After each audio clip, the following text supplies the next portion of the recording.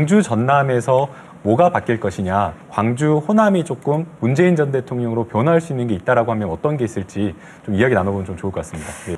글쎄요, 이제 작년 아마 9월, 10월쯤이었던 것 같은데 그때 그 문재인 대표가 첫 마디가 어떤 얘기를 했냐면 나는 호남하고 연정하고 싶다. 그래서 제가 깜짝 놀랐어요. 사실은 웬 연정이요? 예. 되게 이제 정당 간의 연정이나 이런 건 있어도 지역과의 연정이라고 하니까 제가 깜짝 놀랐었는데 그 마음만큼 이 호남에 대해서 그 상당히 마음에 그 비실하게 해야 될까요? 이런 걸 가지고 있었어요. 그 애정에도 불구하고 저에 대한 지지를 거두시겠다면 저는 미련 없이 정치인선에서 물러나겠습니다.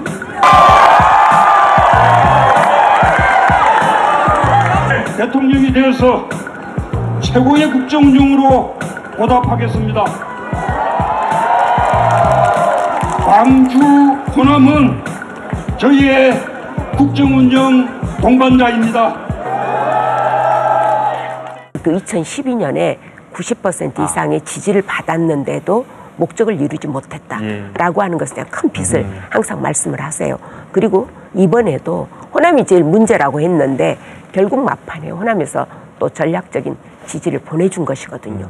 그렇기 때문에 호남에 대해서 빛을 안 가질 수 없죠. 그러니까 잘한다라고 말을 하는 거는 이제 누구나 할 수 있을 것 같은데, 네. 근데 이제 뽑아준 사람들, 뭐 호남 지역민들 입장에서는 정말 구체적으로 뭐가 달라지냐, 그 부분에 대한 답을 좀 해주시면 좋을 것 같아요. 저요. 아, 네. 예. 저희 맞습니다. 부사님께서. 네, 아주 맞습니다. 손 들어야 되나? 호남 올대로를 이야기하면서 그 이후에 이명박근혜 정권 10년 동안 멈춰져 있던 정책들이 굉장히 많습니다. 네. 가깝게는 전남 동부 권역에서는 광양항 같은 경우가 투포트 시스템으로 잘 나가다가 정권 바뀐 이후에 완전 도태돼서 성장이 멈춰버린 이런 일들도 있고요.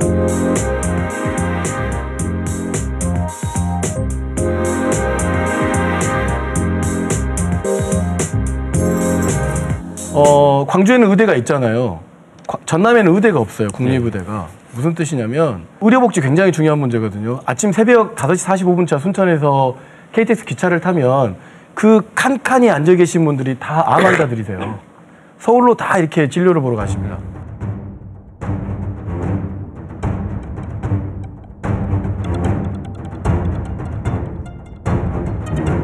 실질적으로 사회적 비용이 더 많이 들어가잖아요. 이건 굉장히 문제거든요. 의료시설마저도 중앙 집권화되고 있는 문제도 대단히 문제가 많은 거죠. 예. 이런 것들 내려야죠. 그러니까 지방 분권에 대한 실질적 이야기들로 의대 설립의 문제랄지 각국 기관이랄지 이런 문제들이 좀 이렇게 와야 될 것 같고, 투표라고 하는 게 그렇잖아요. 국민들이 투표할 때 득보려고 하는 거잖아요. 내가 저 후보를 통해서 우리는 득볼 것이 있겠다라고 해서 그런 동화되는 마음이 있기 때문에 그런 것들을 좀 구체적으로 끄집고 알 필요가 있지 않느냐. 예.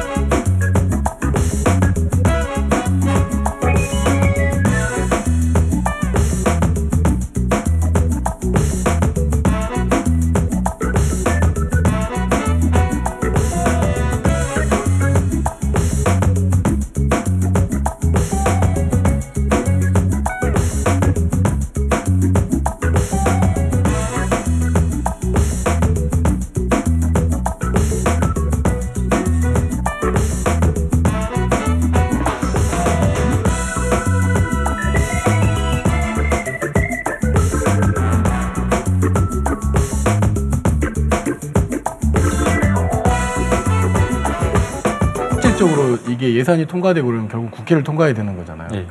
더불어민주당이 의석수를 놓고 보면 이게 참 앞으로 어려운 걱정스러운 문제예요. 현실적으로는. 네. 결국 그렇다고 놓고 보면 협치할 수밖에 없는 거 아니겠는가. 그러니까 그 협치를 잘 해낼 때 방금 우리가 이야기했던 공약들이랄지 그런 보편적 요구사항들이 되는 건데, 문재인 대통령에 대한 신뢰도는 굉장히 높을지 모르겠지만 더불어민주당에 대한 신뢰도는 그렇게 높지 않을 수 있습니다. 왜냐하면 촛불 전국 이후에 1, 2, 3월 달이 개혁 입법을 할 수 있는 가장 최적기였었습니다. 그때 이것도 여러 가지 특검 연장에 대한 문제랄지 세월호 7시간에 대한 문제랄지 또 18세 참정권에 대한 문제랄지 미안하지만 어느 법도 하나 통과시키지 못했던 그런 무능한 모습을 보여줬거든요. 네. 그러니까 대통령 문재인과 더불어민주당은 이라고 하는 이 신뢰의 격차를 더불어민주당 역시도 어떻게 협치와 연정으로 이 문제 해소할 것인가에 대한 과제를 내놓지 않으면 우리가 지금 막 이야기하는 공약 이런 문제가 나중에 이런 핑계로 돌아올 거예요. 아, 우리가 열심히 하려고 그랬는데 자유한국당이 막아가지고 못하겠다. 예결위에 통과되지 못했다. 이런 식의 핑계는 계속될 수 있거든요. 그런 이제 무슨 이야기냐면 유권자가 가장 대우받을 때는 선거 기간이에요, 사실은. 네. 그렇잖아요. 선거 끝나고 나면 유권자가 대접받지 못합니다. 그동안 우리가 그래왔기 때문에 그래서 문재인 대통령과 문재인 정부와 그리고 더불어민주당이 국민들과 했던 약속들에 대해서 차근차근 지켜가기 위한 로드맵을 보여줄 필요가 있습니다. 이거는 대통령 후보께서는 이미 뭐라고 말씀하셨냐면 지속적으로 했던 얘기가 내가 집권하게 되면 그거는 문재인 정부라기보다는 오히려 민주당 정부다라는 말씀을 하셨어요.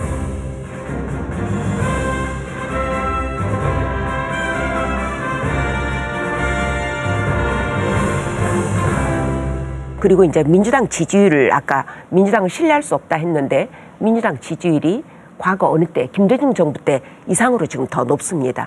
무슨 말이냐면 우리가 한참 경선할 때는 60%까지 지지가 갔었고요. 지금도 40%를 넘습니다. 사실 민주당이 과거에 항상 몇 %에 머물렀냐면 20%대 후반, 네. 중반 이 정도가 항상 저희 그 지지율이었었어요. 그랬는데 최근에 그 민주당이 선거 과정 속에서 쭉 지켜보면 40% 밑으로 내려간 적이 별반 없어요. 그럴 만큼 그 정당에 대한 그 든든한 지지율이 뒷받침했던 것도 이번 그 선거 승리에 저는 큰 변인이었고 저한테 매일같이 전화해서 뭐 이거 이렇게 해라 저렇게 해라 하는 분들이 많아요. 그런 걸 보면 그냥 제가 저보다 더 잘 알아요. 그래서 그냥 깜짝깜짝 놀랍니다. 그럴 만큼 열렬한 그런 그 민주당에 대한 그 지지 압력이 있다. 그래서 저는 국민들이 이제 굉장히 그 바뀌고 있다라는 그 생각을 합니다. 저희 정치인한테는 좀 두려운 거죠. 근데 이 공약 실천과 관련해서 박 기자 의원님이 정부나 청와대의 요직으로 들어가셔야 되는 거 아닌지 모르겠어요. 그래야 더 우리가 또 이렇게 견인을 할 수 있을 텐데. 대통령께서 취임 연설을 하시면서 그런 말씀을 하셨어요. 내가 약속했던 거 세부적인 사항 꼼꼼히 다 약속한 사항은 지켜나가도록 하겠다.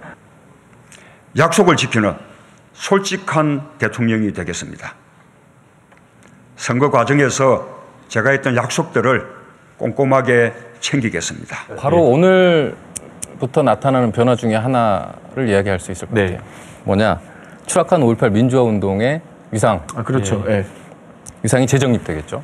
이제 바로 이제 사실 다음 주가 되면 대통령의 첫 지방 일정으로 지금 예정돼 있는 게 5.18 민주화 운동 기념식 참석이란 말이죠.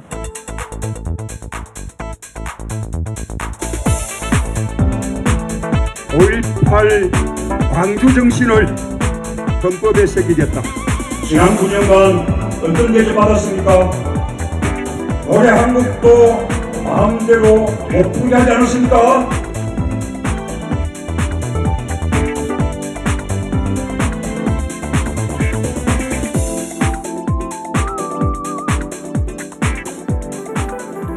이런 부분은 바로 사실 이제 문재인 대통령이 되면서 광주 전남에서 나타날 수 있는 가장 현실적이고 바로 즉각적인 변화라고 할 수 있겠죠. 5.18 관련된 얘기를 하셨다시피 이런 건 사실 돈 안 드는 겁니다. 그래서 사실 하기가 쉽다면 쉬운 문제죠. 5.18 기념식 참석하면 되고 인물위원회 행진곡 부르면 되는 거니까요.